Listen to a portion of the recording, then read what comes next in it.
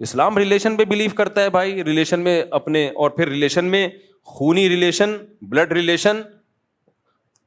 قرآن کیا کہتا ہے؟ وَأُولُو الْأَرْحَامِ بَعْضُهُمْ أَوْلَىٰ بِبَعْضٍ فِي كِتَابِ اللَّهِ. دیکھو انصار اور مہاجرین سے بڑا کوئی رشتہ نہیں ہو سکتا. انصار نے مہاجرین کے لیے جو قربانی دی ہے اس کی تاریخ میں کوئی مثال نہیں ملتی. آج کوئی مہاجر ہجرت کر کے آئے ظلم ستم کی وجہ سے, ہم صرف اس کو ٹھکانہ دے دیں تو بڑا کمال سمجھا جاتا ہے. غیر قوم کا آدمی تھا, اپنے ملک سے آیا, ہم نے ٹھکانہ دے دیا. اول تو گورنمنٹ ٹھکانے دے رہی ہوتی ہے, پرسنلی لوگ پرسنلی تو یہ کام کر نہیں رہے ہوتے. صحابہ نے صرف ٹھکانہ نہیں دیا, اپنے کاروبار میں شریک کر لیا کہ آج سے آدھا کاروبار آپ کا ہے. یہ بہت بڑی دل گردے کی بات ہوتی ہے اتنے. لیکن اس کے باوجود بھی قرآن نے کیا کہا کہ انصار مہاجرین کا رشتہ اپنی جگہ, لیکن اولو الارحام جو خونی رشتے ہیں وہ سب سے پہلے ہیں. مہاجر صحابہ کو, انصار صحابہ کو سمجھایا کہ تمہارا جو بلڈ ریلیشن ہے وہ مہاجروں کے رشتے سے زیادہ, اور مہاجروں کا جو انصار سے رشتہ ہے اس میں جو ان کا بلڈ ریلیشن کا رشتہ زیادہ ہے. اتنی اہمیت ہے اسلام میں. تو یہ مزہ آئے یا نہ آئے, کس کے حکم پہ کرنا ہے بھائی؟ اللہ کے حکم پہ. نبی صلی اللہ علیہ وسلم نے فرمایا, یہ سارے میں ان اسکالرس کے خلاف بات کر رہا ہوں جو اباحت پسندی کی طرف جا رہے ہیں. یہ بھی جائز ہے, وہ بھی جائز ہے. بھائی آسان مت بناؤ دین کو اپنی طرف سے. جتنا اللہ نے آسانی رکھی ہے وہ ٹھیک ہے, جو اللہ نے نہیں رکھی وہ ٹھیک نہیں ہے. آپ دیکھو ٹرینوں میں لوگ بیٹھے بیٹھے نماز پڑھ رہے ہیں, ان سے بولو بھائی کھڑے ہو کے نماز پڑھو. کہتے ہیں اسلام میں آسانی ہے اتنی جتنی اللہ نے دی ہے. فرض نماز کھڑے ہو کے ہوتی ہے, قبلے کی طرف رخ کرنا پڑے گا آپ کو. جہازوں میں نمازیں چھوڑ رہے ہیں, بھائی سفر ہے, بھائی چھوڑنے کی کہاں اجازت ہے؟ میدان جنگ میں اجازت نہیں ہے تو جہاز میں کہاں سے اجازت ہو گئی؟ تو ہر آدمی کا اخپل طریقے سے, جہاں مشکل ہو نا وہاں نماز پڑھنے کا مزہ ہے. نمازی کا پتہ جب چلتا ہے بھائی جب مشکل ہو. ہم جب کینیڈا امریکہ کا سفر ہوتا ہے نا, جاتے ہوئے ایک آدھ نماز آتی ہے, کیونکہ جس سمت میں سورج چل رہا ہے اسی سمت میں ہم سفر کر رہے ہیں. واپسی پہ ٹھکا ٹھک نمازیں آ رہی ہوتی ہیں. 18-20 گھنٹے کا سفر اور مسلسل نماز پہ نہ سو سکتے ہیں, ہر وقت وضو کی فکر کہ بھائی جہازوں کے واش روم میں وضو کرنا بھی آسان نہیں ہوتا. پھر میرا ایک معمول ہے, آپ کا کبھی جہاز کا سفر ہو یہ پلے باندھ لو, جہازوں میں جب آپ وضو کرتے ہو نا واش روم میں جا کے, نیچے گیلا بہت ہو جاتا ہے. نمازی لوگ کیا کرتے ہیں, وضو کر کر کے نکلتے رہتے ہیں اور کیچڑ اور تالاب بنا دیتے ہیں. ایک پائلٹ نے بتایا کہ جا رہے تھے جہاز میں, سب وضو کر کر کے نکل رہے تھے, پورا کیچڑ ہو گیا, جہاز گندا ہو گیا. تو تبلیغی اکابر کی طرف سے یہ ہدایات نہیں ہے. تو اس میں کیا کرنا ہے بھائی, وضو ایئرپورٹ پہ کر لیں. آپ کہاں کر لیں وضو؟ میں یہی کوشش کرتا ہوں بھائی واش روم وغیرہ سے پہلے فارغ ہو جاؤ تاکہ جہاز میں وضو کرنے کی نوبت ہی نہ آئے, کیونکہ ان کا سارا نظام اس سے خراب ہوتا ہے, متاثر ہوتا ہے. وضو آپ ایئرپورٹ پہ ہی کر لیں. حتی الامکان کوشش کریں ایئرپورٹ پہ نماز پڑھ لیں, آپ ڈیلے نہ کریں اس کو آپ. اور اگر پھر بھی مجبوراً وضو کرنا پڑ جائے جہاز میں, تو میں کیا کرتا ہوں, میرا معمول ہے کم سے کم پانی استعمال کیا, جو نیچے گرا ہے کہتے ہوئے تھوڑا عجیب سا لگ رہا ہے لیکن یہ کیا کرو. ٹیشو سے لے کے اپنے ہاتھ سے پورا میں نیچے کا فرش صاف کرتا ہوں, تاکہ ایسا نہ ہو جہاز کا جو عملہ ہے وہ بولے کہ یار نمازیوں کی وجہ سے ہماری ساری سروس کیا ہو جاتی ہے, خراب. کیونکہ کچھ نہ کچھ چھینٹے نیچے پڑیں گے اور نئے آنے والے کو تکلیف ہوگی, کیا کیچڑ بنا کے چلے گئے مولانا صاحب. کوئی گورا کیچڑ بنا کے جاتا نہیں ہے, لبرل لوگ کیچڑ نہیں ہے, جب بھی نمازی آئیں گے کیچڑ. تو تھوڑی سی ہمت کر لو. اپنے ساتھیوں کو بھی کہتا ہوں بھائی جو بھی واش روم میں جو جائے گا وضو کرے گا تو ٹیشو سے لے کے پورا فرش, کیا یہ نہیں کہہ رہا کہ وہ اس میں گھس جائیں, وہ تو ویسے ہی صاف ہوتا ہے. فرش کو اچھی طرح کیا کریں, نیچے کا صاف کریں, اس کے بعد ہاتھ اچھی طرح دھو لیں. آپ تھوڑی سی ٹینشن ہوگی, تھوڑی سی ہمت ہوگی, لیکن صاف ستھرا رہے گا. جہاز کے عملے کو یہ اعتراض نہیں ہوگا کہ یار ہمارا واش روم گندا کر دیا انہوں نے, یہ کیا مصیبت میں ڈال دیا ہم لوگوں کو. تو یہ بھائی یہ ٹینشن تو لینی پڑے گی نا. ایسے فری پھوکٹ کی نماز تو کچھ بھی کام نہیں ہے, تو چلو نماز پڑھ لیتے ہیں, ٹائم اچھا گزر جائے گا, یہ تو بہت سے لوگ کر لیتے ہیں. نماز کا پتہ بیماری اور سفر میں چلتا ہے, بیماری اور سفر میں چلتا ہے کہ یہ نمازی ہے یا نہیں. بیمار ہو گئے, اب طہارت مشکل ہو رہی ہے, بھائی چھوڑو یار یہ کر دو, تیمم کر لیں گے. بھائی تیمم جب جائز ہے جب پانی کا استعمال ممکن ہی نہ ہو. آپ بستر پہ ٹب میں پانی منگوا کے وضو کر لو آپ, اور مجبوری میں 2 نمازیں اکٹھی بھی پڑھ سکتے ہو, یعنی ظہر کو آخری وقت میں پڑھو اور جیسے ہی عصر کا وقت داخل ہو عصر پڑھ لو, اس طرح سے 2 نمازیں اکٹھی کر لو. تو جتنی اللہ نے اجازت دی ہے اتنی تو ہوگی میرے بھائی, جتنی اللہ نے نہیں دی آپ کو اپنی طرف سے نہیں کرنی, وہ ٹینشن آپ نے لینی ہے اور مجھے اور آپ کو وہ ٹینشن لینی پڑے گی.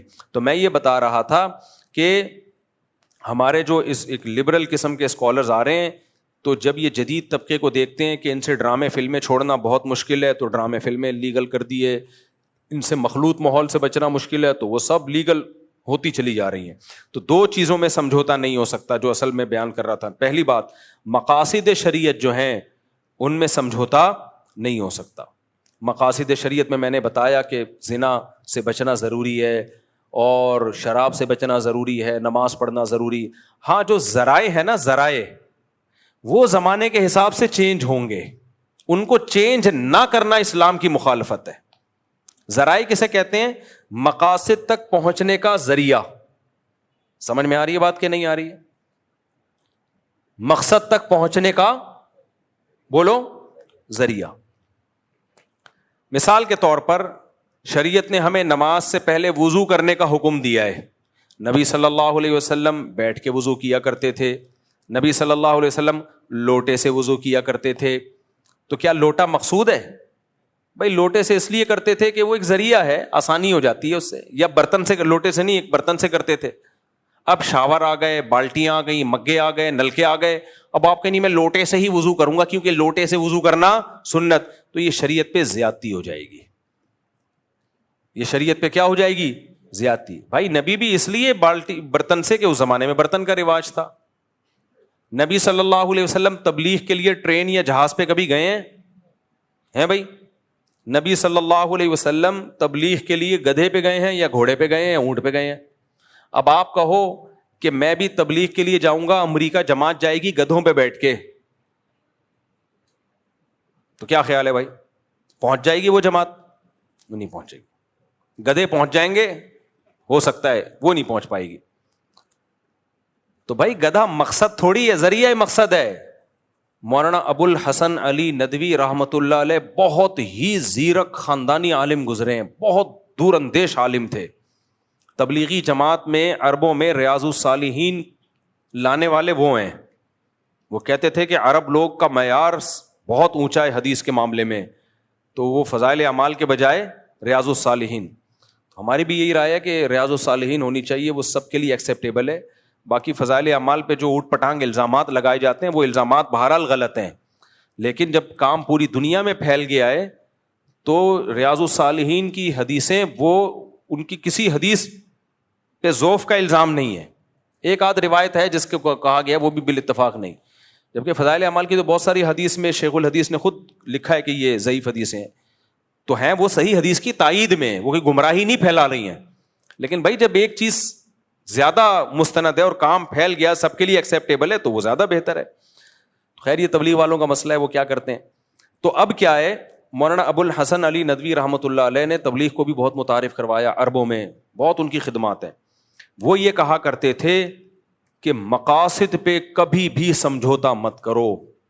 جو زمانے کے تبدیل ہونے سے جو شریعت میں مقصودی حکام ہے نا, ان کو بھی اگر تبدیل کر دیا تو وہی حشر ہوگا ہمارا جو یہودی اور عیسائیوں کا ہوا. ان کا دین آج محفوظ نہیں ہے. اجتہاد کر کر کے نا, یہ بھی جائز ہے, یہ بھی جائز ہے, یہ بھی حلال ہے, وہ بھی, وہ عقل سے سوچتے ہیں. عورت کو طلاق کا رائٹ دے دیا انہوں نے, وراثت کے حکام میں تبدیلی کر دی کہ آپ اپنی اولاد کو نہیں دینا چاہو تو کسی اور کو بھی دے دو, جب آپ کی جائیداد ہے آپ نہیں دینا چاہتے. اسلام تو کہتا ہے نہیں بھائی, آپ وصیت کر ہی نہیں سکتے اولاد کو محروم کرنے کی. بہت سارے حکام ہیں, وہ آپ کی عقل میں آئیں یا نہ آئیں, فالو کس کو کرنا ہے؟ اسلام کو کرنا ہے. طلاقیں دے دی ہیں, بس اللہ کا حکم ہے, چاہے سمجھ میں آئے نہ آئے, علیحدگی ہو گئی. اور بھی بہت سارے حکام ہیں, روزہ رکھنا ہے رمضان کا. میں جب یہ مسئلہ بیان کرتا ہوں نا کہ مزدور پر بھی رمضان کا روزہ واجب ہے, تو وہاں بھی ہمارے لبرل لوگوں کی چیخیں نکل جاتی ہیں. لبرل لوگ کہتے ہیں خود مزدوری کر کے روزہ رکھو نا, خود تو ریووں میں ایئر کنڈیشن آن کر کے بیٹھ کے روزہ رکھتے ہیں, اور مزدوروں کو کہہ رہے ہیں کہ شدید گرمی بھی ہو اور بے تحاشا پیاس بھی ہو, دن لمبا بھی ہو اور محنت مزدوری کرنی بھی ہو, اور رمضان کا مہینہ آ جائے تو مزدور پر بھی روزہ رکھنا بولو واجب ہے. شریعت کا مسئلہ یہی ہے. ہاں مسافر ہے تو پھر چھوڑ سکتا ہے.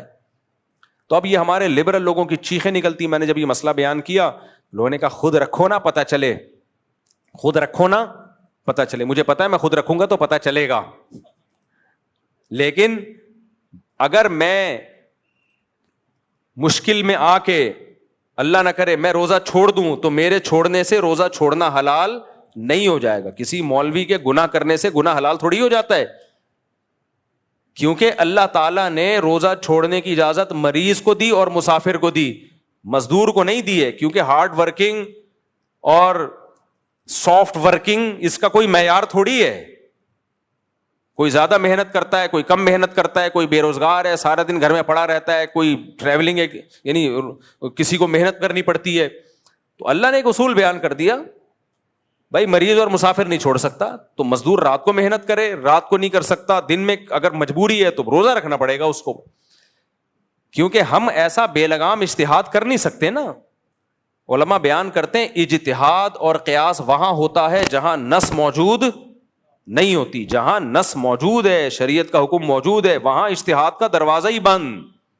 پھر تو یہودی اور عیسائیوں میں, بلکہ یونائٹڈ نیشن کا لا بن جائے گا. یہ یونائٹڈ نیشن والے تو اپنی عقل سے فیصلہ کرتے ہیں. آپ کہہ سکتے ہیں وہ تو بیچارہ مر جائے گا روزہ رکھے گا تو شریعت نے اس میں نص موجود ہے کہ سب سے پہلے جان بچانا فرض ہے.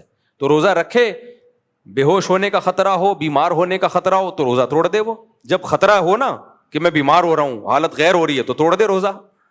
جب تک ایسی کنڈیشن خطرناک نہیں ہو جاتی تو روزہ چھوڑ نہیں سکتا. صرف پیاس کی شدید شدت یا بھوک کی شدید شدت کی بیس پہ روزہ توڑ بھی نہیں سکتا. جب آپ کو یاد ہے ہیٹ اسٹروک ہوا تھا کراچی میں, انتہائی شدید گرمی تھی, بہت سے لوگوں نے روزے توڑ دیے. تو ہم یہی کہتے تھے کہ بھائی آپ کو کیا مرنے کا خطرہ ہو گیا تھا؟ وہ کہتے ہیں نہیں ہمیں کوئی خطرہ نہیں تھا مرنے کا. شوگر اتنی لو ہو گئی تھی کہ آپ کو بے ہوش ہونے کا خطرہ؟ کہہ رہے ہیں نہیں. کیوں توڑا؟ کہتے ہیں مجھے برداشت نہیں ہو رہا تھا, بہت شدید پیاس لگ رہی تھی. ہم نے کہا بھائی آپ کو 60 روزے کفارے کے طور پہ رکھنے پڑیں گے.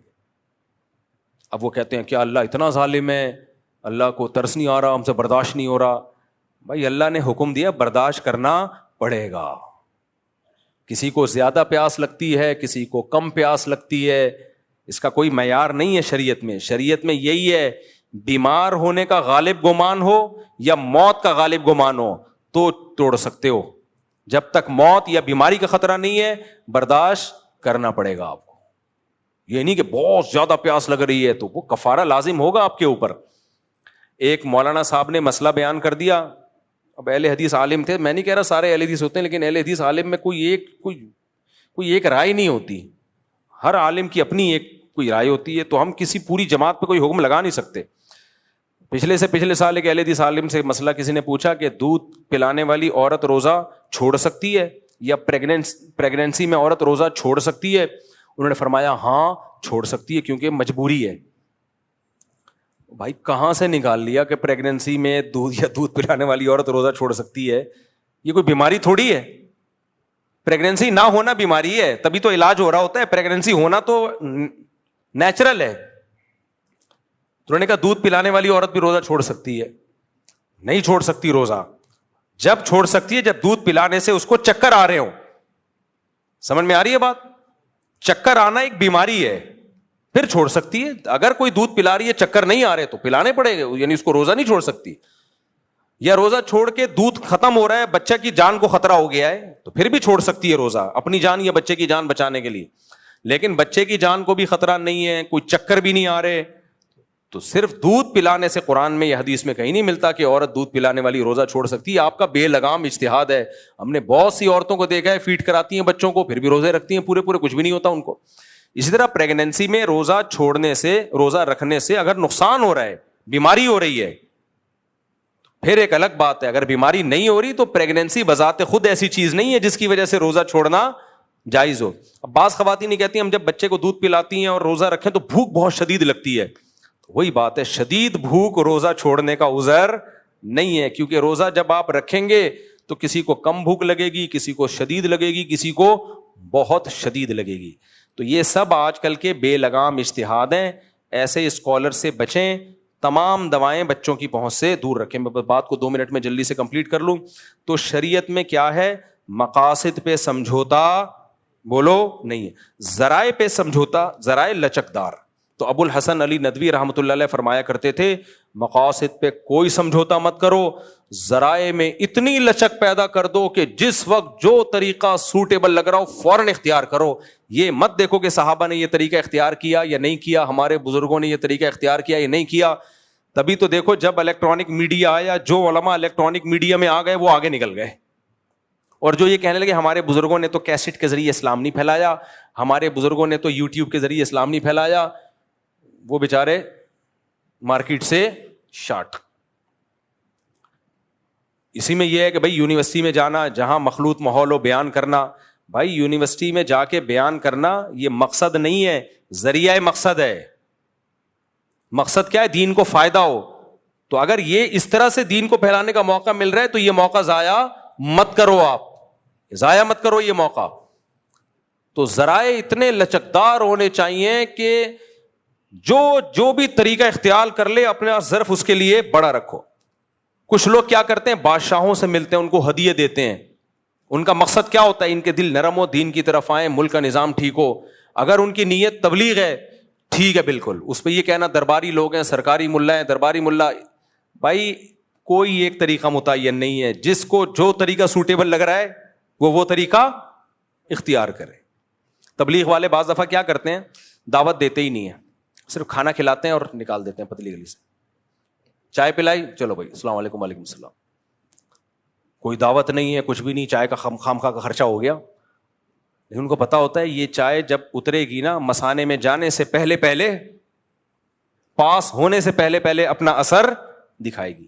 انسان کی نیچر ہے, تھوڑا سا بھی کوئی کسی کے ساتھ اچھا سلوک کرتا ہے نا وہ نرم ہو جاتا ہے. تو یہ بھی تبلیغ ہے. اب آپ کو نبی نے کبھی کسی کو چائے پلائی؟ کیا نبی چائیں پلا کے تبلیغ کیا کرتے تھے؟ ہے بھائی, کیا نبی کھجوریں کھلا کے تبلیغ کیا کرتے تھے؟ اس کو بولے گا بھائی نبی تبلیغ کرتے تھے. تبلیغ کا طریقہ نبی کو جو دیکھو, نبی صلی اللہ علیہ وسلم نے کفار کو اتنے ہدیے دیے کہ بعض مخلص صحابہ کو بھی اشکال شروع ہو گیا کہ یہ تو نئے لوگ ہیں, ان کو اتنا دیا جا رہا ہے اور ہم پرانے ہیں. تو آپ نے کیا فرمایا؟ وہ عرب تھے, ان کے سرداروں کے دل کو نرم کرنا تھا. بھائی تم تو اپنے ہو, میں تمہارے ساتھ ہوں, میں مدینہ میں تمہارے ساتھ رہوں گا. تو یہ نئے لوگ ہیں, ان کو ہم اکرام کریں گے تو یہ اسلام کی طرف آئیں گے. تو کبھی ہدیے دے کے, کبھی دین کی تبلیغ ہدیے دینے سے ہوتی ہے, کبھی محروم کرنے سے ہوتی ہے. سزا دو اس کو, ایک بچہ نماز نہیں پڑھ رہا, ناشتہ بند کر دو, ہو سکتا ہے نماز پڑھنا شروع کر دے وہ, ٹھیک ہے کہ یار ناشتہ ہی گیا میرا. تو کبھی مال روک کے تبلیغ ہوتی ہے, کبھی مال دے کے تبلیغ ہوتی ہے, کبھی اچھے اخلاق سے بات کر کے تبلیغ ہوتی ہے, کبھی ڈانٹ ڈپٹ کر کے تبلیغ ہوتی ہے, کبھی انگلش بول کے بھی ہوتی ہے. یہ بھی عجیب بات ہے, آپ کو بتاؤں میں, آپ حیران ہو کہ انگلش بول کے کون سی تبلیغ ہو رہی ہے. ہوتی ہے. بعض دفعہ سامنے والا آپ کو جاہل سمجھتا ہے اور کہتا ہے یہ پینڈو ہمیں کیا اسلام سکھائے گا, آپ ٹھش پش انگلش شروع. کہتے یار آپ بتاؤ کیا کہنا چاہتے ہو آپ. میں واقعہ سنا ہے نا, ابھی کینیڈا میں گیا, ایک مولانا صاحب مجھ سے ملے, بڑے دیسی سا لباس ان کا, وہ تو وہیں کے پیدا ہوئے ہوئے. تو کہتے ہیں میں نے بڑی عیاشی میں ٹائم گزارا, اس کے بعد اللہ نے مجھے ہدایت دی, 18-20 سال کی عمر میں ہی مجھے عقل آ گئی, ایک دھچکا لگا تھا زندگی میں, تو میں نے یو ٹرن لیا, تبلیغ میں وقت لگایا. کہتے ہیں اس کے بعد میں نے سوچا میں عالم بنوں گا, پوری زندگی دین کی خدمت کے لیے وقف. کہتے ہیں میں آ گیا پاکستان میں بنوریا مدرسہ ہے نا, وہاں میں نے پڑھا. کہہ رہے ایک دن ہم جمعرات کے چھٹی والے دن ہوٹل میں کھانا کھانے کے لیے نکلے, بڑا لگژری, اب یہ ٹھیک ٹھاک مالدار آدمی تھے, کینیڈا میں پیدا ہوئے, یہ وہاں کا تو غریب بھی ہم سے زیادہ مالدار ہوتا ہے, تو یہ تھے بھی مالدار فیملی سے. کہہ رہے میری پگڑی شلوار قمیض, میں چلا گیا, ہوٹل والا کم بخت گھسنے ہی نہیں دے رہا اندر, اور کہا کہ نہیں یہاں کوئی جگہ نہیں, حالانکہ کہہ رہے میں نظر آ رہی ہیں سیٹیں, کہہ رہے گھسنے ہی نہیں دے رہا اندر. ہم نے کہا بھائی کیا مسئلہ کیا ہے؟ تو کہہ رہے کسی نے آ کے بتایا, وہ ہوٹل مینیجر یہ کہہ کے گیا کہ بھائی یہ ان کے بس کا نہیں ہے, یہ افورڈ نہیں, کھانا کھائیں گے پیسے نہیں دے پائیں گے, اتنا مہنگا کھانا ہے آپ. کہہ رہے میں نے کہا مینیجر کو بلاؤ. پھر میں نے انگلش میں ٹھش پش شروع کر دی, اور ہماری والی انگلش تو and what are you doing ہوتی ہے نا, ان کی وہ انگلش ہوتی ہے, سچی مچی کی انگلش ہوتی ہے وہ. کہہ رہے میں نے ٹھش پش بولنا شروع کیا نا, اور اس کو اپنا وہ گولڈن کارڈ دکھایا جو انہیں لوگوں کو ملتا ہے جن کے اکاؤنٹ میں ٹھیک ٹھاک پیسہ ہوتا ہے. تو جب ان کو دکھایا تو اس نے کہا آپ فری میں کھانا کھا کے جائیں ہمارے یہاں. اب بتاؤ وہ مینیجر اس کی بات سنے گا کہ نہیں سنے گا؟ اب یہ نماز 6 نمبر بیان کرے گا, سنے گا. تو بعض دفعہ دولت دکھانا بھی تبلیغ کا ذریعہ, کہ ہلکا نہیں لینا, ہلکا نہیں لینا. وہ کارڈ ہے میرے پاس جو تیرے باپ نے کبھی خواب میں بھی نہیں دیکھا ہوگا, تو وہ سنتا ہے. یہ بھی ہوتا ہے. تبھی نبی صلی اللہ علیہ وسلم پتہ ہے کس کو سفیر بنا کے بھیجتے تھے ملکوں میں؟ جو پرسنالٹی وائز بڑے خوبصورت ہوتے تھے.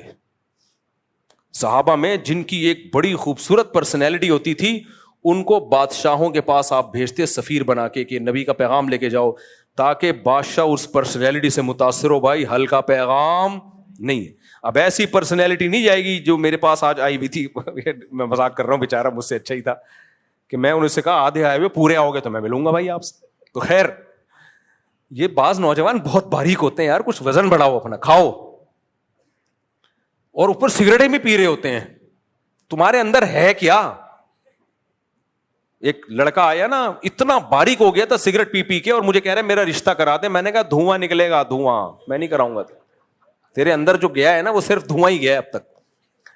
تو یہ بھی ایک تبلیغ کا ذریعہ ہے. تو تبلیغ کے معاملے میں لچک بھرپور ہونی چاہیے, مقاصد پہ کوئی سمجھوتا نہیں ہونا چاہیے. اسی اسلام کو فالو کرنا ہے, اور اسی میں اللہ نے مٹھاس رکھی. اللہ عمل کی توفیق عطا فرمائے.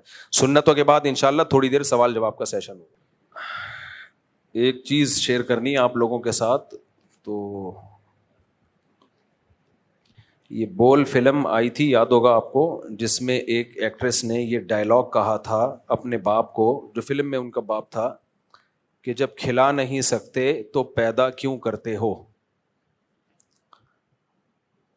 اس مووی کا یہ کلپ میں نے دیکھا تھا, اور اس کے نیچے بہت زیادہ پازیٹیو کمنٹس تھے کہ بالکل صحیح بات کی, بچے پیدا کرنے پہ زور لگایا ہوا ہے. اس فلم میں دکھایا گیا کہ غریب باپ ہے, بچے ہی ہو رہے ہیں, اور پھر جو بغاوت ہو رہی اولاد میں, اور پھر بیٹیاں باغی ہو رہی ہیں, پھر وہ باپ کو تانا دے رہی ہے کہ جب کھلا نہیں سکتے تو پیدا کیوں کرتے ہو. کئی سال ہو گئے, میں نے اس پہ بہت سخت ایک بیان ریکارڈ کروایا تھا کہ یہ اولاد کو باغی بنانے کی بھرپور کوشش ہے. کسی کو اللہ کشادہ رزق دیتے ہیں, کسی کی روزی تنگ کر دیتے ہیں. جس کی روزی تنگ کر دیں تو اولاد کو حکم ہے بھائی صبر شکر کرو, جتنا باپ نے کھلا دیا بس شکر ادا کرو. تو یہ تو آپ یعنی کہ بیٹی باپ کی آنکھوں میں آنکھیں ڈال کے یہ کہے کہ جب کھلا نہیں سکتے پیدا کیوں کرتے ہو, اس سے تو باپ کا تو کوئی حیثیت نہیں رہی نا اس کی. جو عقل وحی کی تعلیمات کے بغیر استعمال ہوتی ہے نا, وہ عقل بہت بڑی گمراہی ہے. اولاد کے اخلاقیات کو تباہ کرنا, اس سے بڑا کوئی جرم ہو نہیں سکتا کہ اولاد کو, بیٹی کو باپ کے مقابلے میں لا کے کھڑا کر دیا اس فلم نے. اس سے کتنے گھروں میں بغاوتیں ہوئی ہوں گی. بھائی امیری غریبی ہمیشہ سے رہی ہے. غریب لوگ تھوڑا کمپرومائز کر کے بچوں کو کھلا دیتے ہیں, ایک روٹی کے 2 حصے کر دیتے ہیں. نبی صلی اللہ علیہ وسلم کی خدمت میں خاتون آئیں جن کی 2 بیٹیاں تھیں. آپ نے اس کو کھجور دیا, اس خاتون کو, بیچاری غریب خاتون تھی. اس نے آدھی کھجور اپنی ایک بیٹی کو دے دی, آدھی دوسری, خود نہیں کھایا. خود کھاتی تو وہ آدھی بھی نہیں ملتی, غریبی تھی نا وہ. تو ہمارے نبی نے تو تانا نہیں دیا جب کھلا نہیں سکتی 2 بچیاں کیوں پیدا کر لیں, بلکہ آپ نے فضیلت سنائی کہ جس کو اللہ نے بیٹیاں دیں اور اس نے اپنی طرف سے جو ان کی تربیت ہو سکتی ہے, حدیث کا مفہوم پیش کر رہا ہوں, تو میں اس کے لیے جنت کی ضمانت دیتا ہوں, ضمانت لیتا ہوں. اور آپ نے فرمایا کن لہو حرزا من النار, وہ بیٹیاں اس کے اور آگ جہنم کے درمیان رکاوٹ بن جائیں گی. تو بیٹیاں پیدا کرنے کی بھی فضیلت ہے, پالنے کی بھی فضیلت ہے, چاہے امیر ہو چاہے غریب ہو. غریب ہو تو آدھی آدھی کھجور دے دو. یہ ڈاکٹروں کا مسئلہ ہے کہ اتنے پروٹین چاہیے, اتنے گلوکوز چاہیے, یہ ڈاکٹروں کے مسائل ہیں. کرو ڈاکٹروں کی ہدایات پر عمل. اگر پیسے ہیں, پیسے نہیں ہیں تو اللہ کے قانون ڈاکٹروں کے محتاج نہیں ہے. ہم نے ایسے لوگوں کو دیکھا ہے کچھ بھی نہیں ہے, 100 سال جیتے ہیں. تو اب ہمیں شریعت تو یہ سکھاتی ہے بھائی کوئی امیر ہوں گے کچھ غریب ہوں گے, نسل اس بیس پہ روکنے کی اجازت نہیں ہے کہ آپ کے پاس پیسے نہیں ہیں. نحن نرزقکم وایاہم, اللہ کہہ رہا ہے میں کھلاؤں گا, روزی دوں گا. کسی کو زیادہ کسی کو کم, وہ میری مرضی ہے, وہ میرے پہ چھوڑ دو. بچہ پیدا ہوتا ہی ماں کی چھاتیوں میں دودھ آتا ہے. اللہ بتاتا ہے کہ بھائی میں غافل نہیں ہوں, نظام ہے میرا ایک. تو میں نے اس پہ بیان کیا تھا اور میں نے کہا کہ اس ایکٹریس نے بہت بڑا جرم کیا ہے. یہ بہت غلط الفاظ ہے. اچھا نیچے کمنٹس کیا ہیں؟ غیر مسلموں کے کمنٹس ہیں کہ یہ فلم مسلمانوں کو دیکھنی چاہیے. یعنی ان کا خیال ہے کہ مسلمان کھسک گئے ہیں. حقیقت پتہ ہے کہ غیر مسلموں نے اپنی آخرت تو تباہ کی, دنیا بھی خراب کر لی ہے. غیر مسلموں کا جو نظریہ ہے نا کہ اولاد جب ہوگی تو ہم سے کھائے گی, غربت میں اضافہ کرے گی, اس نظریے کا رزلٹ دیکھنا ہے جاپان میں اور مغربی دنیا میں جا کے دیکھو. اس سے لوگوں کے دل ہو گئے تنگ. مسلمان کہتا ہے کھلانے والا اللہ ہے, دل بڑا ہوتا ہے اس کا. غیر مسلم کافر اللہ کے مقابلے میں عقل استعمال کرتا ہے, وہ کہتا ہے کھلانے والا میں ہوں یا گورنمنٹ ہے. اس کا نتیجہ کیا نکلا؟ کروڑ پتی لوگوں کے بھی ایک ایک دو دو بچے ہیں, کروڑ پتی. بلکہ جتنا مالدار ہوگا اس کے بچوں کا ریشو اتنا ہی کم ہوگا. اس کا نقصان کیا ہے؟ انسان کو خوش رکھنے کے لیے سب سے زیادہ جس چیز کی ویلیو ہے وہ ریلیشن ہے. تنہائی کھا جاتی ہے جتنی مرضی دولت ہو. کرائے کا آدمی تھوڑی آپ کو خوش رکھ سکتا ہے جو آپ کو اپنی اولاد سے محبت ملتی ہے. نتیجہ کیا ہے؟ ڈپریشن کے مریض بن گئے. اور بڑھاپے میں جو میں اکثر بیان کرتا رہتا ہوں, 1000 گز کے بنگلے ہیں, بڑھاپے میں اولاد ہی نہیں ہے, پیسہ بہت ہے, ایک دوسرے کا منہ دیکھ رہے ہوتے ہیں, دیواریں کھا رہی ہوتی ہیں. مسلمانوں کے گھر تو آباد ہیں, خوشیاں ہیں, بہو ہیں, داماد ہیں, پوتے ہیں, نواسے ہیں, کیونکہ وہ توکل کر رہا ہے کس پہ؟ اللہ پہ. تو میں نے کہا تھا یہ جس نے بھی فلم بنائی ہے اس کو اللہ کے عذاب سے ڈرنا چاہیے, اور جس ایکٹریس نے بھی یہ بولے ہیں اس کو اللہ کے عذاب سے ڈرنا چاہیے. کیونکہ جتنی بیٹیاں باغی بنیں گی نا باپ کے خلاف, جہاں بھی گھر میں تھوڑی سی غربت ہوگی تو بجائے صبر شکر کرنے کے اولاد کیا کہے گی؟ ابا جب پیسے نہیں تھے پیدا کیوں کیا؟ پیسے نہیں تھے پیدا کیوں کیا؟ تو اولاد, ماں باپ کا تو سب سے بڑا احسان ہی یہی ہے کہ وہ آپ کی زندگی کا سبب بنتے ہیں. تو میں نے اس ڈائلاگ کا جواب یہ دیا تھا کہ اگر میں اس باپ کی جگہ ہوتا اور میری بیٹی میرے سامنے کھڑے ہو کے تانا دیتی کہ جب کھلا نہیں سکتے تھے تو پیدا کیوں کیا, تو میں اس کو جواب دیتا کہ اگر تیرا پیٹ خالی ہوتا نا تو باپ کی آنکھوں میں آنکھیں ڈال کے بات نہیں کرتی. یہ پیٹ بھرے ہوئے لوگوں کا کام ہوتا ہے اتنے کانفیڈنس سے بات کرنا, خالی پیٹ کا میں اتنا کانفیڈنس نہیں ہوتا. تو کھلایا ہے تبھی یہ آنکھوں میں یہ کانفیڈنس آیا ہے. نمبر 2, کھایا نہیں ہے تو اتنی بڑی کیسے ہو گئی؟ دوسرا جواب کیا ہوا؟ کھایا نہیں ہے تو اتنی بغیر کھائے اتنی بڑی ہو سکتی ہے؟ مر چکی ہوتی ہے اب تک, اتنی بڑی ہو گئی کہ پورے کانفیڈنس کے ساتھ آنکھوں میں آنکھیں ڈال کے بات بھی کر رہی ہے. دوسرا جواب. تیسرا جواب, مجھ سے غلطی ہوئی ہے, آپ کو پیدا نہیں کرنا چاہیے تھا. کچھ غلطیاں ایسی ہوتی ہیں جو ریورس نہیں ہو سکتی, لیکن کچھ غلطیاں ایسی ہوتی ہیں جو ریورسیبل ہوتی ہیں. آپ نے زہر کھا لیا, فوراً الٹی کی دوا کھاؤ, الٹی ہو جائے گی. اب آپ نے زہر کھایا ہے, میں کہہ رہا ہوں غلطی سے کھلا دیا تو اب یہ الٹی کر لو, آپ کہہ رہے ہو نہیں الٹی نہیں کرنی. اس کا مطلب آپ نے زہر خوشی سے کھایا ہے اور آپ اس زہر پہ خوش ہو, ورنہ الٹی کی دوا کھاتے آپ.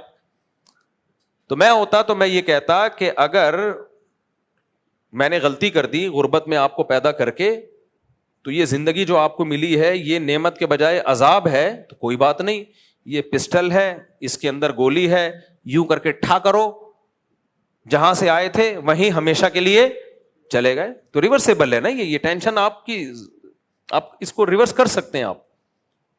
آپ کہہ سکتے ہیں موت کی تکلیف ہوتی ہے, بھائی اگر ٹھیک کر کے مارا جائے تو نہیں ہوتی. آج بہت سارے موت کے طریقے ایسے ایجاد ہو گئے ہیں جن میں تکلیف نہیں ہوتی, بے ہوش کر دیا جاتا ہے, مار دیا جاتا ہے. تو کچھ گیسز ایسی ہیں وہ دماغ معاف کر دیتی ہیں. لوگ جو سوتے سوتے مر جاتے ہیں نا گاڑیوں میں, ایئر کنڈیشن چلا کے بھول گئے, تو ان کو کہتے ہیں موت کی تکلیف نہیں ہوتی, کیونکہ وہ پتہ ہی نہیں چلتا, بس ان کی دماغ کھلتی ہے تو فرشتے کھڑے ہوئے نظر آ رہے ہوتے ہیں, ان کو پوچھ رہے ہوتے ہیں کس سلسلے میں آنا ہوا ہے یہاں پہ. تو بھائی ایسا طریقہ اختیار کرو تو یہ غلطی ختم, اب یہ ٹینشن کی روٹی نہیں مل رہی. لیکن اگر آپ یہ نہیں کر رہی, اپنے آپ کو گولی بھی نہیں مار رہی اور اپنے زہر بھی نہیں کھا رہی اور یہ گیس چیمبر میں جا کے بھی نہیں مر رہی, اس کا مطلب آپ زندگی کو نعمت سمجھ رہی ہو. اس غربت میں بھی زندگی کیا ہے؟ نعمت ہے. غریب آدمی تھوڑی اتنی آرام سے, مالدار خودکشی کر لیتے ہیں, غریبوں میں خودکشی کا ریشو بہت کم ہے, بہت کم ریشو ہے غریبوں میں خودکشی کا. تو تو 3 جواب سمجھ میں آ گئے.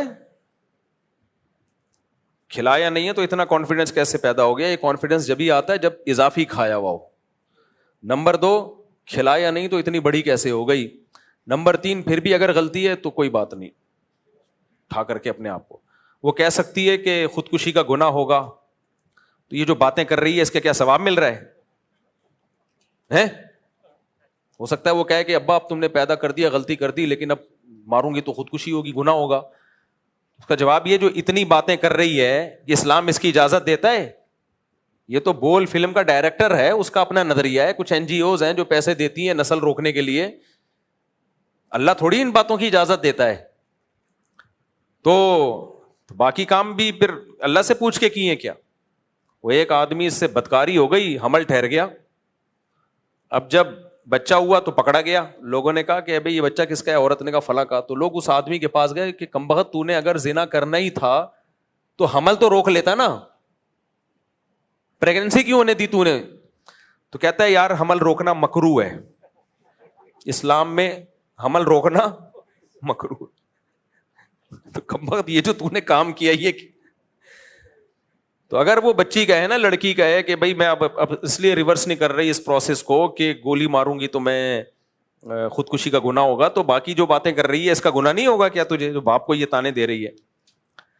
تو میں جو آپ کو یہ پورا واقعہ سنا رہا ہوں, وہ بول فلم کی جو بھی ایکٹریس تھی اس کا چند دن پہلے میرے پاس فون آیا, بہت لوگوں سے فون, اس کی اجازت سے میں اس کی پرسنل چیز شیئر کر رہا ہوں, کیونکہ میرا ارادہ تھا کہ میں بتاؤں تھے. میں نے کہا اس کی پرمیشن کے بغیر میں نہیں بتاؤں گا. تو اس کا فون آیا کچھ دن پہلے میرے پاس, بہت جگہوں سے اس نے فون نمبر, مولانا طارق جمیل صاحب کو فون کیا, ادھر فون کیا, مفتی صاحب کا نمبر چاہیے. پھر مجھے کسی نے بتایا تو میری بات ہوئی. تو اس نے کہا آپ کے یہ کلپ میں نے سن کے خوب اللہ سے گڑ گڑا کے توبہ کی ہے, اور آپ کو بھی میں بتا اس لیے رہی ہوں کہ واقعی وہ میرے منہ سے غلط بات نکلی تھی, جس پر مجھے میری ماں نے بھی نصیحت کی, ان کی والدہ سے بھی میری بات ہوئی. اور پھر اس نے کہا کہ اصل غلطی اس کی ہے جس نے یہ فلم لکھی ہے. اور پھر اس نے بتایا کہ یہ NGOs ہیں جو کچھ اس طرح کی موویز بناتی ہوتی ہیں, اسپانسر کرتی ہیں تاکہ سوسائٹی میں یہ چیز پروموٹ ہو. تو اچھی بات ہے ایک اداکارہ کو اپنی غلطی کا.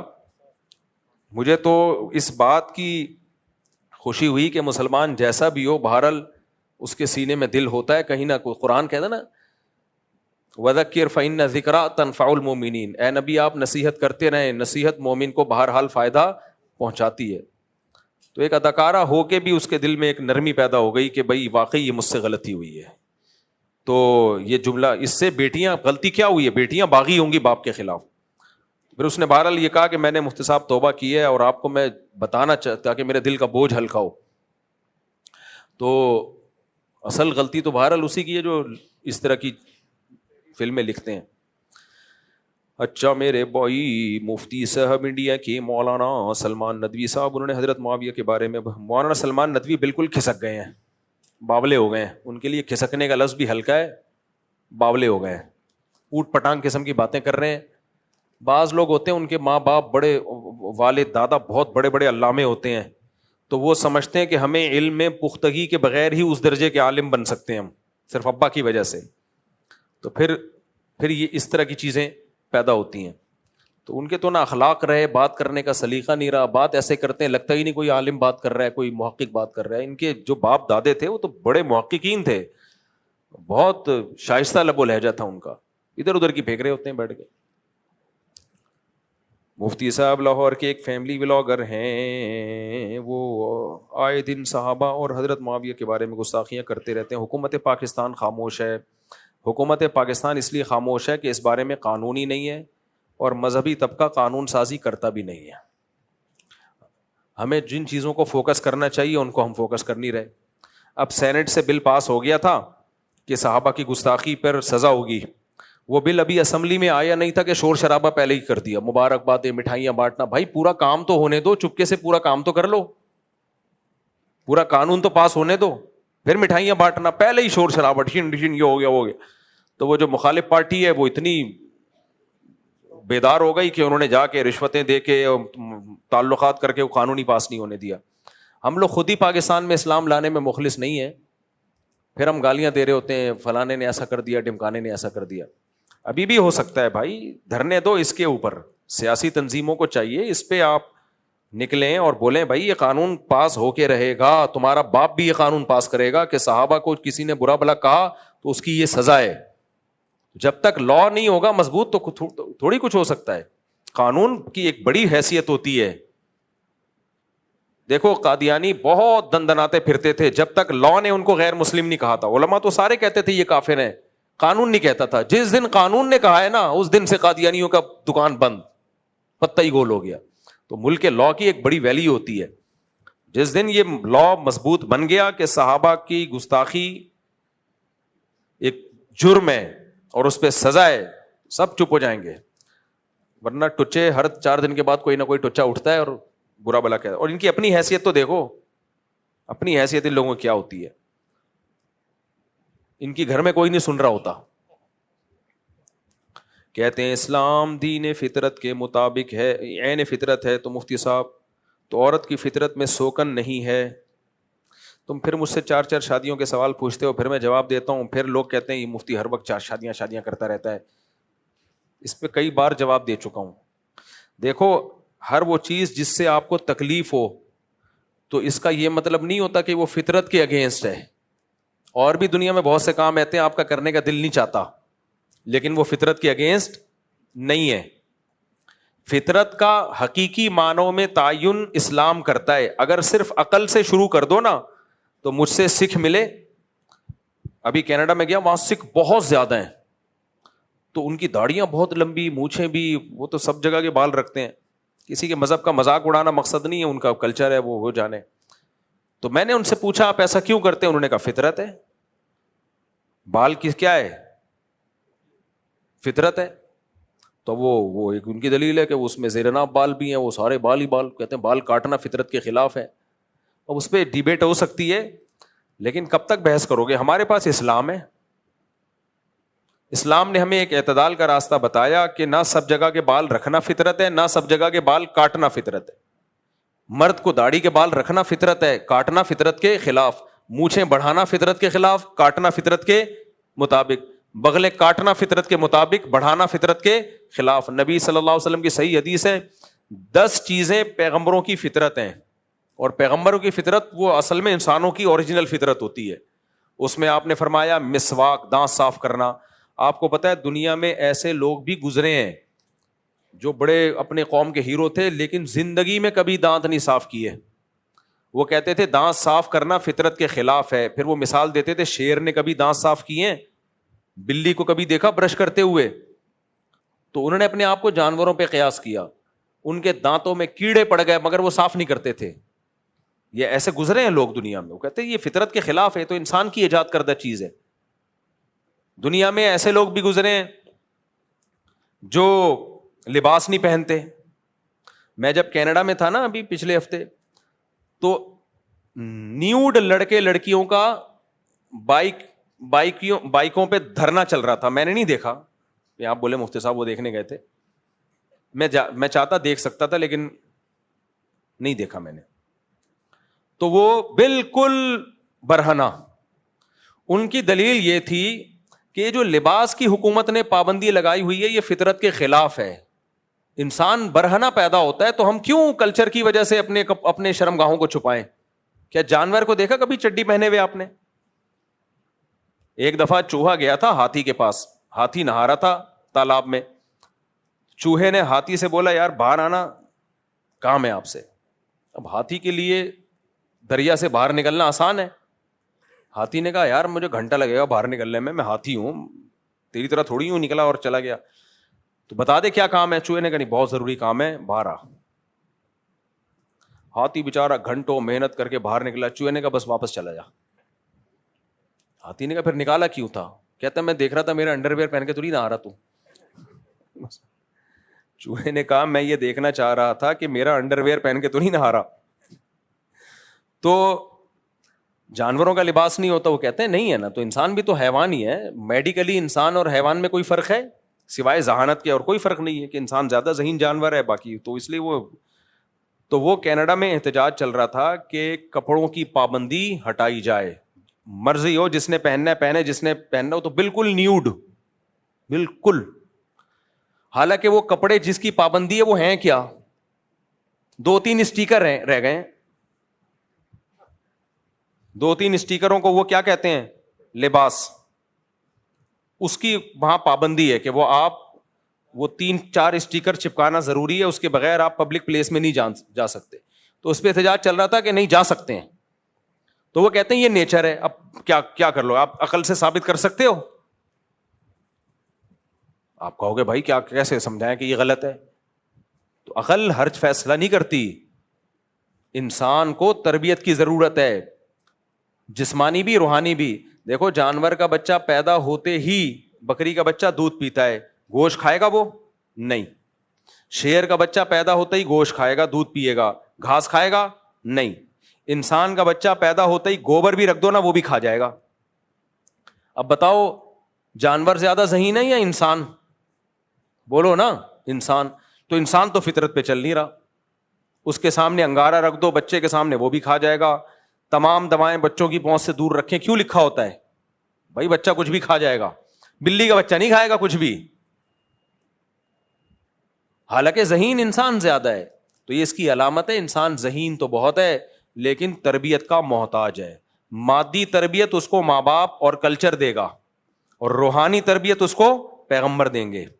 تو نیچر کا تعلق روحانیت سے ہے, تہذیب کا تعلق روحانیت سے ہے. تو تہذیب پیغمبر سکھائیں گے, پیغمبر نہیں سکھائیں گے. عقل نہیں فیصلہ کر سکتی, تو عقل تو کہے گی ننگے ہو کے بیٹھو, عقل تو کہے گی ہومو سیکسولیٹی کو بھی عام کر دو. اگر کسی مرد کی طرف دل مائل ہو رہا ہے اور دونوں ایک دوسرے پہ راضی ہیں تو کسی تیسرے کو تکلیف کیوں ہو رہی ہے؟ ان کو انجوائے کرنے دو. لیکن مذہب کیا کہتا ہے؟ بھائی یہ اتنا بڑا جرم ہے کہ پوری قوم کو اٹھا کے اللہ نے پٹخ کے مار دیا.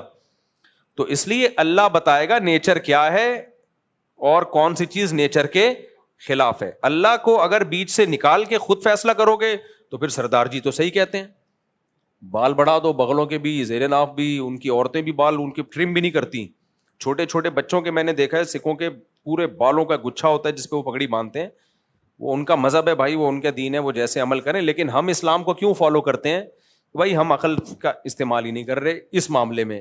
ہم کہہ رہے ہیں اللہ نے ایک چیز بتا دی ہے, اور کیسے بتائی؟ اپنے پیغمبر کے ذریعے. اور پیغمبر کا پیغمبر ہونا عقل سے ثابت ہے, اس میں ہم نے عقل استعمال کی ہے.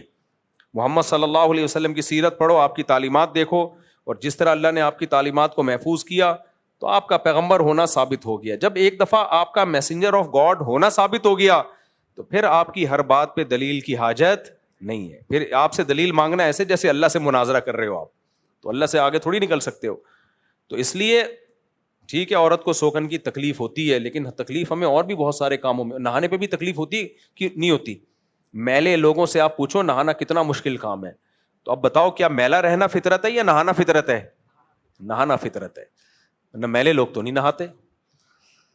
دانت, بہت سے لوگ, وہ جو بڑا ہیرو انگریزوں کا ایک ماضی میں گزرا ہے, کوئی کمانڈر تھا, وہ دانت ہی صاف نہیں کرتا تھا, کیونکہ ابے کون صاف کرے, وہ کہتا تھا نیچر ہے, کیونکہ اس کو تکلیف تھی اصل میں دانت صاف کرتے ہوئے, عادت نہیں ہوتی. تو وہ برش کرنا بھی, لوگ مہینوں مہینوں برش نہیں کر رہے ہوتے, تکلیف تو اس میں بھی ہو رہی ہے. اب کہیں کہ چونکہ تکلیف ہو رہی ہے لہذا نیچر کے خلاف. زنا بھی لیگل ہو جائے گا, زنا سے بچتے ہوئے تکلیف ہوتی ہے کہ نہیں ہوتی؟ زنا کا موقع ملے اور زنا نہ کرے کتنی شدید ٹینشن ہوتی ہے, لیکن اسلام کہتا ہے زنا کرنا فطرت کے خلاف ہے, بچنا فطرت کے مطابق, کیونکہ انسان وہ جوڑوں کی شکل میں رہتے ہیں جو انسان کی اصل تہذیب ہے. گدھے گھوڑوں کی طرح نہیں ہے کہ جدھر جاؤ منہ کالا کر لو. تو عورت کو سوکن کی تکلیف ہونا اس کی علامت نہیں ہے کہ یہ اس کی فطرت کے خلاف ہے. اگر ہوتا نا تو یہ سسٹم زیادہ دن چل نہیں پاتا, کیونکہ نیچر کے خلاف کوئی چیز چل نہیں پاتی ہے, اور یہ صدیوں سے چلا آ رہا ہے. 4-6 مہینوں کی بات نہیں ہے, صدیوں سے.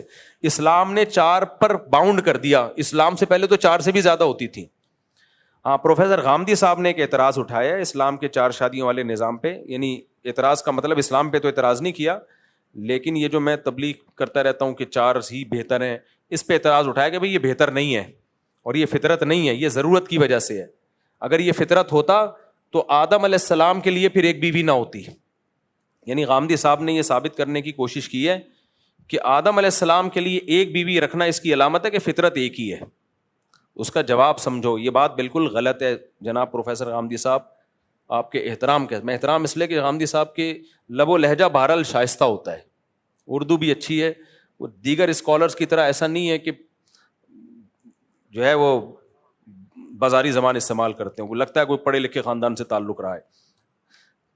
تو آدم علیہ السلام کے لیے جو ایک بیوی رکھی گئی ہے نا, وہ اس لیے نہیں کہ مرد کے لیے ایک بیوی کا ہونا فطرت ہے.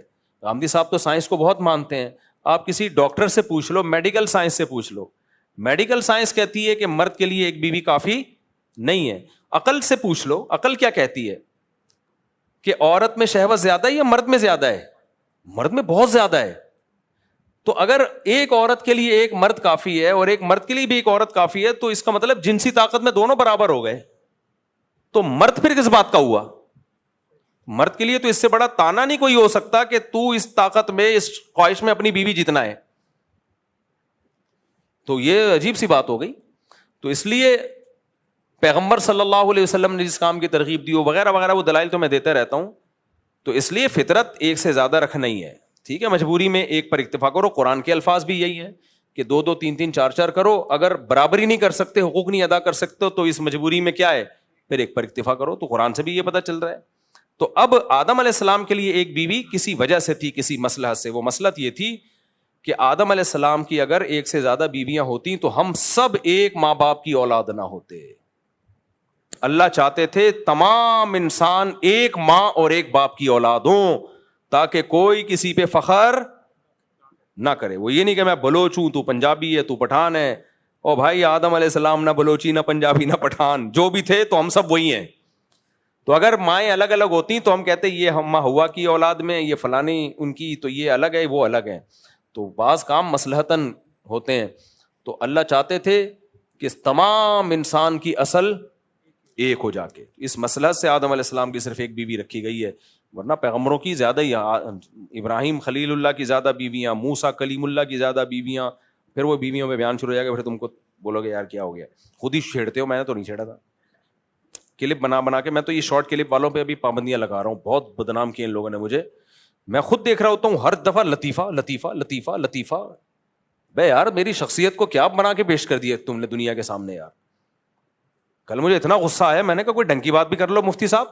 خود اپنے آپ کو میں کہہ رہا ہوں, حالانکہ میں ڈھنگ کی باتیں کر رہا ہوں, 1.5 گھنٹوں کے بیان میں لطیفے تھوڑی چل رہے ہوتے ہیں, لیکن شارٹ کلپ والے صرف لطیفہ اور شادی نکالتے ہیں اس سے,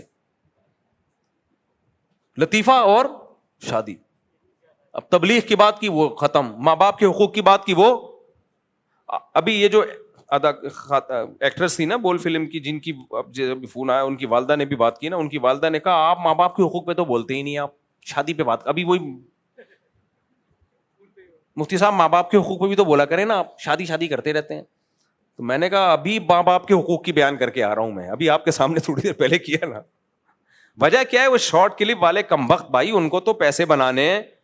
ہمارا ظرف ہے کہ ہم نے پابندیاں نہیں لگائیں, اجازت دی ہوئی ہے, اس کا آپ ناجائز فائدہ اٹھا رہے ہو. تو میں مسلسل جب دیکھ رہا ہوتا ہوں یار, پھر شادی پھر شادی پھر شادی پھر شادی پھر شادی, پھر لطیفہ پھر لطیفہ پھر لطیفہ پھر شادی پھر لطیفہ. میں نے کل احمد طالب کو فون کیا, میں نے کہا ان سب کو اسٹرائکیں دے دے کے کمبختوں کو اڑا دو سالوں. کوئی پتھر سے نہ مارے میرے دیوانے کو, بم کا زمانہ ہے, اڑا دو سالے کو. میرا امیج میں نے کہا 2 ٹکے کا نہیں چھوڑا انہوں نے یار. کوئی جس نے میرے پراپر وے میں بیانات نہ سنے وہ تو کیا بولے گا یار یہ کیا کر رہا ہے. تو میں نہیں کر رہا میرے بھائی, یہ شارٹ کلپ والے کر رہے ہیں پورے. دیکھو آپ جب اسلامی تاریخ پڑھو نا, اس میں صرف جنگی واقعات پڑھو تو آپ کو لگے گا اسلام میں خون خرابے کے علاوہ کچھ ہے ہی نہیں. آپ اگر علم حدیث پہ جو محنتیں ہوئی وہ پڑھو گے تو آپ کو لگے گا کہ حدیث ہی پہ کام ہوا. آپ سائنسدانوں کی محنت پڑھو گے, آپ کو لگے گا اسلام میں سائنسی ترقی ہوتی رہی ہے. تو جب ایک ہی ٹاپک کو فوکس کر کے سنو گے تو پھر تو آپ کو یہی لگے گا. اس لیے خود ہی مجھے چھیڑتے ہو.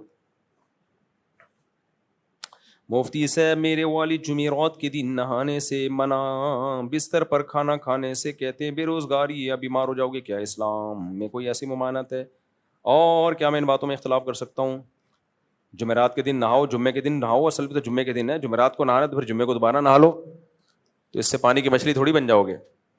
اور بستر پہ کھانا کھانے سے بے روزگاری یا بیمار کچھ بھی نہیں ہوتا, کھانا بھی کھا سکتے ہو. البتہ باپ منع کر رہا ہے تو ابا کو خوش کرنے کے لیے مت کھاؤ, کیوں بحث کر رہے ہو یار. دیکھو ہمارے ایک استاذ ہیں, تو ان کے جب شیخ زندہ تھے نا استاد زندہ تھے, وہ کوئی بات کا آرڈر دیتے, وہ کرنا شروع کر دیتے. تو ہم نے ایک دن اپنے استاد سے پوچھا کہ یہ آپ اتنے اہم کام میں مصروف ہوتے ہیں, یا آپ کو حکم دیتے ہیں آپ شروع کر دیتے ہو, تو یہ اتنا امپورٹنٹ کام تو نہیں ہے. کہتے ہیں امپورٹنٹ نہیں ہے, لیکن جب کوئی بڑا کہہ دے تو امپورٹنٹ بن جاتا ہے میرے لیے, کیونکہ بڑے کے حکم کو ماننا میرے لیے زیادہ امپورٹنٹ ہے. تو بعض ابا نامناسب کام کہہ رہے ہوتے ہیں, ابا کو خوش کرنے کے لیے چلو بس نیچے بیٹھ جاؤ. ابا کو کسی کا باپ بھی نہیں سمجھا سکتا, ابا کو ان کے ابا نہیں سمجھا سکے, آپ کہاں سے سمجھاؤ گے؟ تو ایک دفعہ بولو ابا یہ سب وہمی باتیں ہیں, اور اگر پھر بھی نہیں مانتے تو گھر کا ماحول خراب نہیں کرو, نیچے بیٹھ کے کھا لو. کوئی پوچھے کہ تم بھی وہمی ہو, بولو وہمی نہیں ہو بھائی, اللہ میاں نے ابا کو خوش کرنے کا حکم دیا ہے, اس لیے میں بدھ کو نہا لیتا ہوں. یا ابا سے چھپ کے نہا لو, چھپ کے نہا لو ابا سے. ابا کہیں باہر گئے میں ایک دم نہا کے نکلو اور ڈرائر سے اپنے آپ کو صاف کر دو, ابا کو کیا پتہ چلے گا؟ سمجھ رہے ہو؟ ایک صاحب مجھے کہنے لگے میں اپنی بیوی کو کوئی چیز لا کے گفٹ دیتا ہوں, میری اماں کو تکلیف ہوتی ہے. میں نے کہا اماں کے سامنے دینے کی ضرورت کیا ہے, کم وقت تجھے چپکے سے نہیں دے سکتا تو؟ کہہ رہا نہیں جب ہے تو ہے. تو بھائی کیوں, مصلحت بھی کوئی چیز ہوتی ہے, مقصد تو بیوی کو گفٹ دینا ہے نا, اماں سے چھپا کے دے دے. کہہ رہے اماں غلط کرنی ہے. میں نے کہا یار تو اماں کو ٹھیک کرے گا کیا؟ اماں کو ٹھیک کرے گا تو؟ چھوڑ دے, اب اماں بوڑھی ہو گئی, اب ان کی زندگی گزر گئی, اب خیال کر ان کا, چھپڑ میں دے دیا کر. بیوی بھی کے بعض شرارتی ہوتی ہے, نہیں اماں کے سامنے ہی دو, وہ چاہتی ہے ساس کو چڑھائے.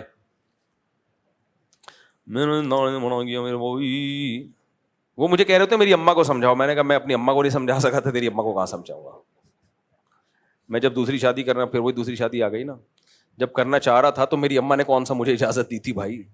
100 دفعہ دلائل کے امبار لگا دی امیاں. تو اماں کو کوئی نہیں سمجھا سکتا, اماں کے حساب سے چلنا پڑتا ہے. جب مجھے آرڈر ملتا ہے تو میں اسے دوست سے بک کر لیتا ہوں اور پھر خرید لیتا ہوں. کیا ہے بھائی یہ 1500 میں, اور اپنی پیکیجنگ کر کے اسے 2000 میں بیچ دیتا ہوں. دوست کو بھی یہ بات پتہ ہے کہ اس طرح بزنس جائز ہے. جب مجھے آرڈر ملتا ہے تو میں اپنے دوست سے, کوئی چیز ہے پروڈکٹ ہے, دوست سے لے کے اپنی پیکنگ میں چلا کے بیچ دیتے ہیں. تو اگر دوست نے اجازت دی بھی ہے تو ٹھیک ہے, مہنگی کر کے بیچ رہے ہو تو دھوکہ نہ دو, بس اس کو بولو بھائی میں اتنے کی دے رہا ہوں, لینا ہے تو لو, نہیں تو نہیں لو, دھوکہ نہ دو. آپ سے گزارش ہے کہ سوال پورا پڑھیے گا میرے بھائی, اتنا لمبا سوال میں پورا پڑھوں گا تو صبح ہو جائے گی. یہ طلاق کا مسئلہ معلوم ہو رہا ہے تو یہ استفتاء آپ اس میں اپنا فون نمبر لکھیں اور ادھر جمع کرا دیں دارالفتاء میں, ہمارے یہاں اس کا تحریری جواب لکھ دوں گا میں انشاءاللہ. مفتی صاحب میرے والدین حیات نہیں, آہستہ پڑھنا میرے ہو, شکر ہے یہاں تک تو سب کو پتہ ہے, آگے مسئلہ ہو رہا ہے. یہ بھی آہستہ ہی ہے. میرے بھائی نے سے بات طے کر دی ہے, مگر میں ان کو ڈر محسوس شادی کرنے سے میں جاب. اچھا خاتون نے پوچھا ہے, اچھا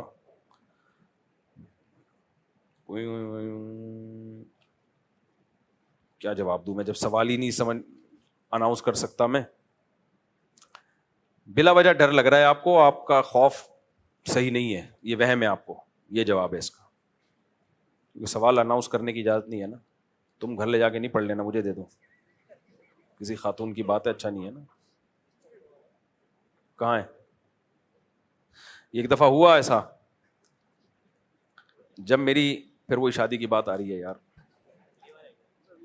جب ایک دفعہ کا ذکر ہے, میں رشتے تلاش کر رہا تھا تو لوگ خود بھی رشتے پیش کر دیتے تھے. بعض دفعہ کسی نے اپنی بیٹی کا رشتہ پیش کر دیا, کسی نے اپنی سسٹر کا, بھائی یہ مسئلہ ہے. تو ایسے ہی میں بیٹھا ہوا, بیان کے بعد ایک پرچی کسی نے دی, وہ جو بندہ بیٹھا ہوتا ہے نا پرچیاں لینے والا, اس نے پڑھ لی. غلط کیا, حالانکہ نہیں پڑھنی چاہیے, اور گھر لے گیا, مجھے پتہ بھی نہیں چلا. بعد میں کسی نے بتایا مفتی صاحب ایک پرچی غائب ہوئی ہے, آئی تھی اور کوئی گھر لے گیا. مجھے بڑا غصہ آیا, یار کسی کا راز ہو کچھ ہو. میں نے تفتیش کر کے پرچی نکلوائی, پتہ چلا کسی صاحب نے اپنی سسٹر کے رشتے کے بارے میں بات کی ہوئی تھی مجھ سے. خیر وہ نہیں ہوا, کوئی وہ نہیں تھا, وہ میرا ان سے رابطہ ہو گیا. لیکن کتنی بڑی خیانت ہے یار, کیا آپ چھپڑ میں لے جا رہے ہو. ان کا ارادہ تھا میں خود ٹرائی مارتا ہوں. تو اس کے بعد سے میں بڑا ہوشیار ہو گیا, میں نے کہا بھائی یہ نہیں ہونا چاہیے. ایک اور دفعہ ہمارے حضرت نا خط پڑھ رہے تھے, تو بعض دفعہ طلبہ ہوتے تھے جا کے بیٹھ جاتے تو خط پہ نظر بھی پڑتی جاتی تھی ان کی. اب وہ خط تو کسی کے کوئی راز کی بات ہو سکتی ہے. تو حضرت نے ایک واقعہ سنایا کہ ایک آدمی کسی کو خط لکھ رہا تھا, دوسرا کوئی کمبخت بیٹھا ہوا نا چپ کے پڑھ رہا ہے, اور ایسے بنا ہوا ہے جیسے پتہ نہ چلے, جیسے ہوتا ہے نا پرائیویسی میں لوگوں کا کام ہوتا ہے دخل اندازی. تو یہ خط لکھ رہا ہے, وہ چپ کے پڑھ رہا ہے. تو اس نے خط میں اپنے دوست کو لکھا کہ ایک بے غیرت آدمی مسلسل میرا خط پڑھ رہا ہے, اس لیے میں فی الحال یہی خط بند کر رہا ہوں.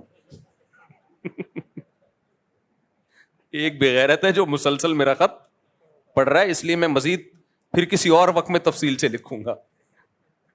ایسے بے غیرتوں کا یہی علاج ہے. آپ نہیں ہو ایسے, میں ویسے ہی. اسلام میں دوست کے کیا حقوق ہیں؟ جو بھی آپ کے ساتھ اٹھنے بیٹھنے والا ہے, اسلام نے اس کے ساتھ اچھے سلوک کا حکم دیا ہے. لیکن ایک بات یاد رکھو, یہ جو ٹین ایجر لڑکے ہوتے ہیں ان کی دوستیوں میں خطرہ زیادہ ہوتا ہے, فائدے کم ہوتے ہیں. اس لیے اس عمر میں گہری دوستیاں مت لگاؤ, اور کسی ایک سے دوستی نہیں لگاؤ کہ یہ میرا جگری دوست ہے, یہ میرا نہ. آپ کے 4-6 جگری دوست ہونے چاہیے, اور ہمیشہ ان 2-4 کے ساتھ ہی کہیں بھی گیدرنگ ہو, وہ 2-4 کے ساتھ. 2 کی دوستی صحیح نہیں ہوتی, سمجھ رہے ہو؟ تو ماں باپ کو بھی چاہیے نظر رکھیں کہ اگر 2 لڑکے دوست بنے ہوئے ہیں, چپک کے نماز بھی ساتھ پڑھ رہے ہیں, کھانا بھی ساتھ کھا رہے ہیں, تو اس میں خطرات زیادہ ہیں. تو اس لیے 2 کی دوستی بڑے ہمیشہ منع کرتے ہیں, 2 کی چپک کے دوستی نہیں ہونی چاہیے. تو آج کل فساد کا دور ہے, تو خطرات کا امکان زیادہ ہے. پھر شیطان اس دوستی کو کچھ اور رنگ دے دیتا ہے, پھر اس کے حقوق آ جاتے ہیں کچھ. اس لیے پھر پڑھائیوں میں بہت نقصان ہوتا ہے, کسی کام کا نہیں رہتا آدمی. تو ہمارے مدرسے میں تو بہت سخت دوستیوں پہ پابندیاں تھیں. حضرت فرماتے تھے سب کے ساتھ اچھا سلوک رکھو, جو آپ کے کلاس فیلو ہیں سب کے ساتھ برابر سلوک, کسی کے ساتھ بد کلامی نہیں, بدتمیزی نہیں, بس اس سے زیادہ دوستی کی اجازت نہیں ہے. ایک دفعہ ایک طالب علم باہر گیا, دکان والا تھا, اس کے ساتھ کھڑے ہو کے گپے مارنے لگا, آؤ بھائی, اور جیسے فرض کرو ان کا نام ستار بھائی تھا, اور ستار بھائی. حضرت نے دیکھتے تھے اوپر سے, حضرت نے بلا لیا کہ کیا لگتا ہے تمہارا بھائی, کیوں فری ہو رہے ہو اتنا, یا پڑھنے کے لیے آئے, اپنے پڑھائی کو فوکس کرو. دکان والے سے سلام, وعلیکم السلام, کیسے, طبیعت ٹھیک, بس اتنا کافی ہے. اس سے زیادہ حضرت نے فرمایا کسی طالب علم کو کسی مسلمان سے فری ہونے کی اجازت نہیں ہے. اس وقت تو ہمیں بڑا برا لگتا تھا کہ یار اسلام میں تو یہ ہے کہ تعلقات بڑھاؤ, اور اب پتہ چلتا ہے بھائی ٹائم ویسٹنگ ہے, وہ تعلقات بنانے کا یہ مطلب نہیں ہے. تو جو ٹین ایجر لڑکے لڑکیاں ہوتی ہیں ان کو زیادہ دوستیوں کو فوکس نہیں کرنا چاہیے. تو سب سے مساویانہ سلوک ہو, بس سب دوست ہیں, 3-4 ہوں, بس وہ پوری ایک گیدرنگ ہو اچھے لڑکوں کی. ایسا نہ ہو کہ چرسیوں سے لگا لیں, 5-6 ہیں جی چرسی ہیں, تو نیک ہو ان سے 4-5, ایک نیک بھی ہونا تو اس سے بھی جگری دوستی نہیں, کافی ہو گیا میرا خیال ہے. اللہ تعالیٰ سمجھنے کی, عمل کی, یہ بھی ہے, یہ ہو گیا. اللہ سمجھنے عمل کی توفیق عطا فرمائے.